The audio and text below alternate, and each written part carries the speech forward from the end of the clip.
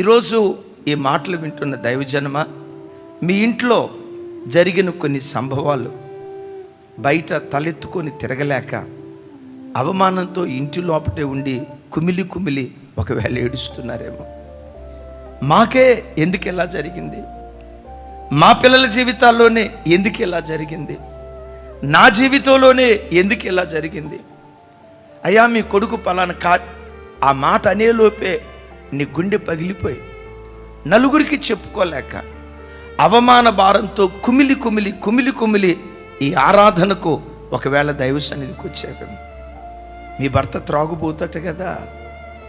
మీ అబ్బాయి పలానా కార్యం చేశాడట కదా, మీ ఇంట్లో మీ అమ్మ ఇదిగో ఇలా చేసిందట కదా అని కొన్ని అవమానకరమైన వార్తలు నీ చెవులతో విని బయటికి రాలేక,